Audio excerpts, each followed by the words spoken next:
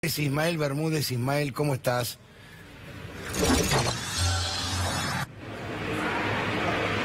¿Me escuchás, Ismael? ¿Cómo te va? Buenas tardes.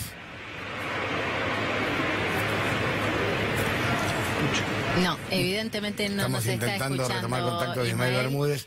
Contábamos, él escribió una nota muy interesante en Clarín, sí, hoy que hablaba que el gobierno va a aumentar el presupuesto para las asignaciones universales. Va a quitar del Fondo de Sustentabilidad del ANSES unos 10.000 millones de pesos. En total son 37.500 millones de pesos. Ismael Bermúdez, Ismael, ¿me escuchás? Buenas tardes, ¿cómo estás? Ismael, ¿nos estás escuchando ahora? Muy pero muy bajo, te escucho, muy lejano. Ahí vamos a intentar levantar. Recién a la persona que me habló antes me la escuchaba perfecto. ¿Ahí me escuchás, Ismael? A vos sí te escucho perfecto. ¿Cómo estás? Antonio Fernández Llorente, Carla Rebello, te saludamos. Buenas tardes, Ismael. Hola, ¿qué tal? Buenas tardes, ¿cómo estás? Te estoy escuchando muy alejado, muy lejano. Ahora voy a intentar levantar la voz lo más que puedo. Estamos hablando, Ismael, que la gran preocupación hoy de los argentinos es la economía, cómo llegar a fin del mes, el bolsillo, los aumentos.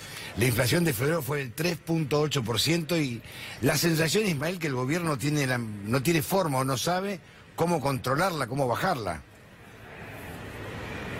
Bueno, sí, efectivamente, inclusive los aumentos de precios que hubo en febrero, lo que más aumentó son justamente los precios fijados por el gobierno. Es lo que se llama la inflación de los precios regulados. ¿Qué son los precios regulados? Bueno, por ejemplo, el caso de los combustibles, es el caso de los servicios públicos. Eso fue lo que más aumentó. Y el otro rubro, el tema de los alimentos. Por ese motivo, ya se puede adelantar que vamos a tener una inflación de los sectores más pobres y de los sectores más indigentes muy por encima de los valores informados ayer, porque ese 3,8% es un promedio, pero por ejemplo, alimentos aumentó el 5,7% y todo lo que tiene que ver con los servicios vinculados a la vivienda, que son justamente los regulados por el Estado, estuvieron en el 6,8%. Entonces acá estamos teniendo un problema muy pero muy serio, es que la inflación golpea con más fuerza a los sectores de menores recursos, a los jubilados y a los asalariados. Miren ustedes este dato, en 12 meses la inflación promedio fue del 51,3%, pero todo lo que tiene que ver con alimentos y bebidas fue del 58,3%, 7 puntos más. Por eso vamos a conocer las próximas mediciones del INDEC diciendo de que tenemos lamentablemente más indigentes y más pobres en la Argentina, seguramente en torno del 30, quizá un poquito más del 30%, lo cual significa unos 14 millones de personas viviendo por debajo de la línea de pobreza. Ahora, Ismael, el gobierno entonces actúa como una suerte de Hood Robin. Te escucho muy lejano. Te decía que entonces el gobierno está actuando como una especie de Hood Robin, un Robin Hood al revés. Sí. A los que menos tienen los ataca de lleno. Sí, la distribución del ingreso se ha hecho más regresiva. Ustedes calculen que en un año y medio los jubilados perdieron el 17% del poder adquisitivo y en ese periodo los asalariados perdieron un 15% del poder adquisitivo. O sea, la gente que trabaja y la gente que, hoy no puede trabajar porque ya está jubilada, son los que más sufrieron la inflación. En cambio, los sectores de mayores ingresos, la pudieron repartir mejor y en muchos casos salieron no solamente airosos, sino muy por encima de la inflación. ¿Por qué motivo? Porque, fueron a la especulación financiera y las altas tasas de interés que estuvieron recibiendo especialmente los bancos y los grandes sectores financieros, está muy por encima, muy pero muy por encima de la inflación.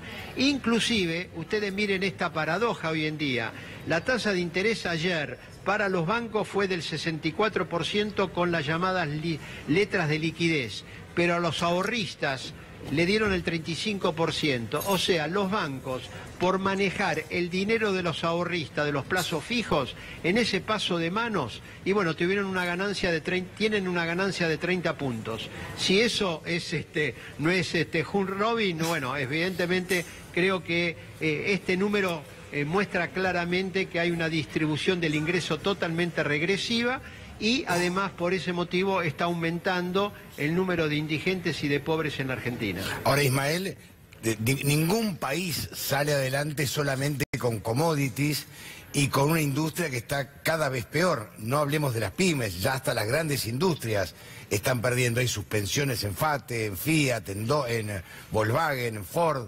Es realmente muy complejo el tema. Bueno, sí, efectivamente, el nivel de empleo, ustedes vieron que el año pasado, según el Ministerio de Trabajo, o sea, más oficial imposible, de la gente que está en blanco, la gente registrada, hubo una pérdida de 191.300 empleos. Seguramente el dato que va a dar a conocer la próxima semana el INDEC, que tiene que ver con la tasa de desempleo, que en el tercer trimestre estuvo en el 9%, posiblemente esté por arriba del 10% ahora. Algunos ya anticipan que puede ser del 10,5%, o sea, 1,5 puntos más. 1,5 puntos más significa 300.000 desocupados más en un trimestre. Y en total, ese 10,5% equivale a más de 2 millones de personas desocupadas. Por personas desocupadas son aquellos que no tienen trabajo y que buscan trabajo y no lo encuentran. No estamos hablando de la gente que por no encontrar trabajo ya se queda en su casa y no sale a buscar trabajo. Los que activamente están buscando empleo y no lo encuentran y por eso son desocupados abiertos, así llamados en la definición del INDEC, estamos hablando de más de 2 millones de personas. Y además hay otro tanto de los llamados subocupados. Subocupados es gente que trabaja pocas horas, que está dispuesta a trabajar más horas, pero que lamentablemente no tiene oportunidades laborales para incrementar sus horas de trabajo, y por eso es calificado como subocupado, no es un ocupado pleno. También te leía esta mañana, Ismael, que vos publicaste que el gobierno va a destinar 37.500 millones de pesos más, modificado el presupuesto, y va a quitar del Fondo de Sustentabilidad del ANSES 10.000 millones de pesos para los planes sociales. Sí, hoy salió un decreto de necesidad de urgencia modificando el presupuesto de este año. Lo hacen por DNU porque eso no estaba autorizado, no lo mandan al Congreso, por eso directamente el Poder Ejecutivo lo saca por un llamado DNU, decreto de necesidad de urgencia. Ahí lo que se aumenta el gasto es en 34.578 millones de pesos. Eso tiene que ver en parte con el adelantamiento de este aumento para la asignación universal por hijo, pero después hay partidas de aumento para el Poder Judicial, para los subsidios vinculados al transporte público y más giro a las provincias. Una parte de eso se financia con la mayor rentabilidad del Fondo de Garantía del ANSES, que se supone que es un ahorro que tiene el sistema para enfrentar justamente situaciones de emergencia dentro del sistema previsional. Bueno, esto aumenta lógicamente el gasto público, aumenta el déficit, y además hay autorizaciones para emitir más deuda. ¿Para qué? Para financiar la importación de gas desde Bolivia. Hay una autorización para incrementar la deuda en 20.000 millones de pesos, y hay también otra partida por casi 250 millones de dólares también para financiar distintos subsidios. Evidentemente me parece que el dinero no alcanza, y entonces se apela más endeudamiento en una economía que sabemos que tiene una deuda pública récord, porque ya prácticamente supera el 90% del PBI, con lo cual es una situación muy pero muy seria por la carga de los intereses de la deuda. Los intereses de la deuda son los que están ahogando la economía argentina. Mientras no se resuelva el tema del endeudamiento argentino y de la carga financiera, esta situación de recesión con inflación no va a encontrar salida, porque lo que el gobierno ahorra bajando jubilaciones, bajando sueldos, recortando la obra pública, se le va enteramente en la mayor carga de intereses de la deuda. Cuidado con esto, es muy pero muy peligroso para la economía argentina, porque es como que una persona en su familia tenga que recortar la vestimenta de los chicos, recortar la alimentación de los chicos, bueno, hacer todo tipo de restricciones familiares. ¿Para qué? Para pagarle al usurero que le estuvo prestando dinero en periodos anteriores. Evidentemente, por este camino no vamos a encontrar una salida positiva para la economía argentina y para la sociedad argentina en su conjunto. Vuelvo a señalar esto porque el crecimiento del número de pobres es algo que tiene que estar alertando al conjunto de la sociedad argentina sin ningún tipo de contemplación. Ahora, Ismael, Carla te habla. Hablando más que nada para aquel que lo sufre y que lo siente día a día cuando tiene que ir a comprar o cuando ve que el sueldo no le alcanza. A fin de mes realmente los números no dan. Abrimos el programa viendo un Macri que previo a asumir la presidencia decía: es fácil bajar la inflación, es parte de la incapacidad de un gobernante no detenerla. Vienen los números, ¿no? La inflación de febrero y de los funcionarios nos dicen: no, lo que pasa es que aumentó la carne. El mes que viene nos van a decir: lo que pasa es que aumentó el transporte. A ver, es una incapacidad, no hay una fórmula, no hay un proyecto, digo, porque ya estamos casi al final del periodo presidencial. Esperamos 3 años y medio y mes a mes la inflación aumenta, nunca llegamos a un dígito. No, tenemos la inflación anual, interanual, más alta de los últimos 27 años.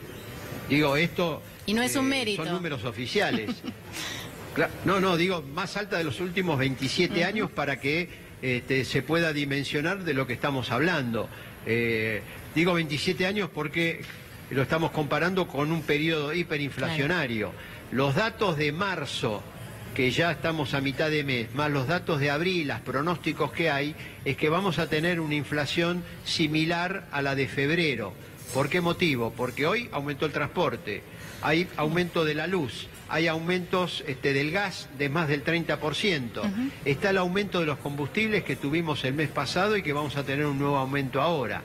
Ya todo eso deja un arrastre para marzo y abril de entre el 3 y el 4%. Por lo tanto, en los próximos 45 días no hay ninguna chance de que pueda haber un retroceso de la inflación, sino todo lo contrario. Y para más adelante, bueno, lamentablemente hoy en la Argentina, querer hacer pronósticos para más de 45 días es como jugar a la ruleta. Ustedes vieron que los propios funcionarios ya ahora tratan de no hacer ningún tipo de pronóstico porque desde el 2016 venían hablando del segundo trimestre, del segundo semestre, y bueno, fueron pasando los trimestres y la situación hoy empeoró porque estamos teniendo un nivel de deuda superior, una economía en recesión y niveles de inflación más altos, e insisto, por los datos del INDEC, uno de los rubros o los rubros que más están aumentando son aquellos que están regulados por el Estado.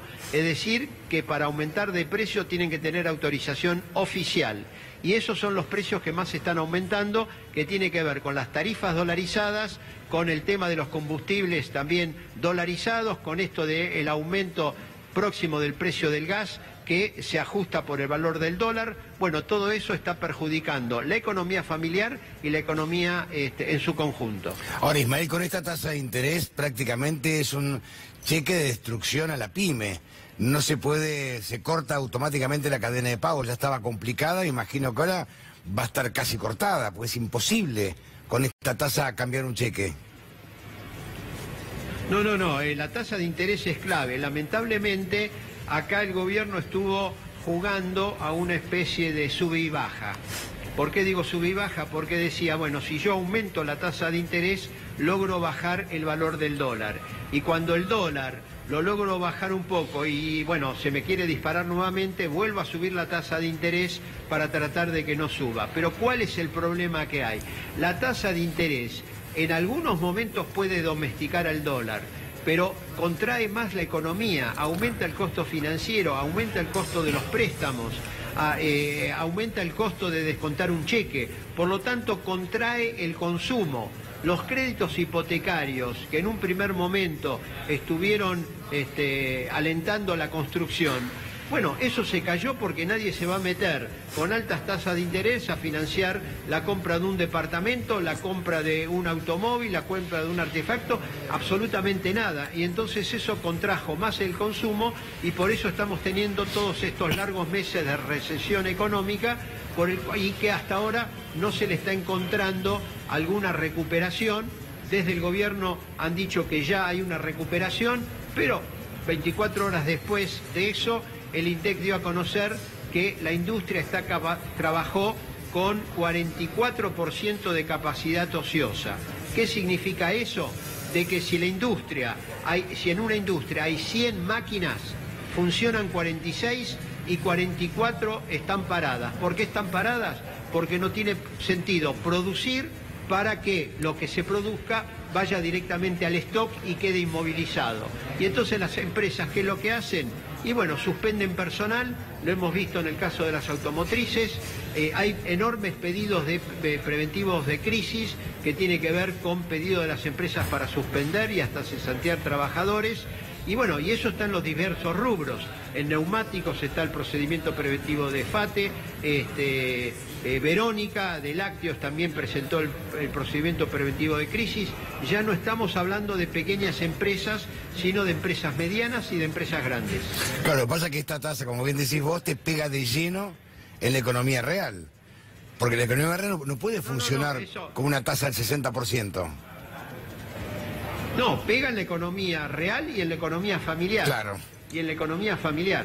La tarjeta de crédito uno la tiene que tener en el bolsillo, ponerle doble cierre porque hay que tener cuidado. Si no pagás al vencimiento la totalidad de lo que te llega de la tarjeta de crédito y refinanciás, te metés en un dolor de cabeza muy pero muy serio. Porque ahí empiezan a jugar las altas tasas de interés y bueno, y esa es gran parte del negocio de las tarjetas de crédito y de los bancos, que lo que buscan es que uno pague el mínimo, refinancie el resto, de tal manera de incrementar la deuda de las tarjetas y bueno, y entras en un círculo que después te va a resultar muy difícil salir porque tu salario no se ajusta al mismo nivel de la inflación y tampoco al mismo nivel de la tasa de interés y entonces en relación a tu salario cada vez tenés una deuda superior. Por eso es el plan del Hood Robin, al revés de Robin Hood. Siempre al que labura lo aprietan, lo ahorcan hasta que lo matan. Sí. Bueno, esperemos la próxima. Miren, la semana que viene el INDEC da a conocer la tasa de desempleo, que es el 21, el jueves 21. Sí. Y el jueves 28 da a conocer los datos de pobreza e indigencia. Y bueno, son datos oficiales. Vamos a ver qué es lo que da, si hay un retroceso o un incremento. Yo les puedo anticipar que va a haber un aumento importante de la tasa de desempleo y un aumento muy pero muy importante de los niveles de indigencia y pobreza. Lamentablemente todo eso se desprende de los propios datos oficiales que tienen que ver con la pérdida de empleo, los bajos que fue los aumentos salariales frente a la inflación, la pérdida fuerte que han tenido los jubilados y pensionados con estos aumentos trimestrales muy por debajo de la inflación. Bueno, todo eso lleva a que vayamos a tener una tasa mayor de desempleo y mayores niveles de indigencia y pobreza en las mediciones que va a dar a conocer antes de este mes, concretamente el día 21 y el día 28.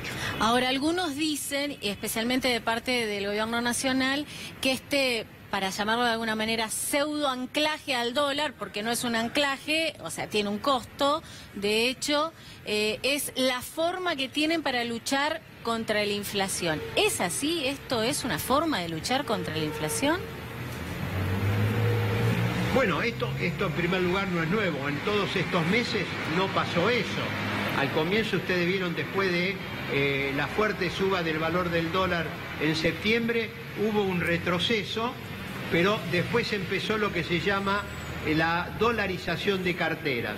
Frente a un panorama de incertidumbre, todos aquellos que habían hecho fuertes colocaciones en pesos, en bonos, en letras, en acciones, etcétera, dijeron, bueno, ya es hora de pasarse al dólar porque hay riesgo de que no se pueda sostener esos rendimientos financieros tan altos en pesos. Bueno, vamos a ver si efectivamente con las medidas que se toman hoy pueden domar un poco al valor del dólar. Pero cuidado también que hay acá dos riesgos importantes. Sí. La primera, que no se financie con un dólar sujetado por el Banco Central y vendiendo dólares, no se financie una nueva fuga de capitales. Hay grandes sectores que dicen, quiero pasar las elecciones en dólares y no en pesos.